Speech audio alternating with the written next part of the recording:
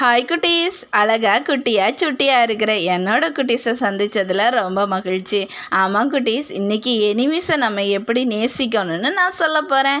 ஆமாம், இன்றைக்கி எனிமீஸன்லாம் நம்ம பார்த்தோம்னா ரொம்ப கோபம் வரும். நான் உன்னை அடிச்சிடுவேன், நான் உன்னை திட்டிடுவேன், உனக்கு அவ்வளோதான் அப்படின்னு சொல்லி கோவப்படுவேன். ஆனால் இந்த கதையில் எனிமீஸை நேசித்தாங்க, எனிமீஸுக்கு உதவி பண்ணாங்க.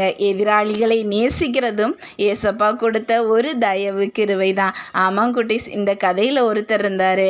அவர் பேர் நாகமான். அவர் ரொம்ப சண்டை போடக்கூடியவர், அதாவது போர்களுக்கெல்லாம் போகக்கூடிய ஒரு நபர். ஆமாம், இந்த நபர் என்ன பண்ணார், அவர் போருக்கு போன இடத்துல ஒரு குட்டி பொண்ணு உங்களை மாதிரி அழகான பொண்ணை கூட்டிகிட்டு வந்தாங்க. எதுக்கு?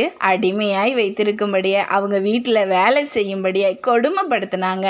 ஆனாலும் அந்த பொண்ணு இவருக்கு ஒரு குஷ்டரோகம் என்று வியாதி வந்தபோது என்ன பண்ணினாங்க தெரியுமா?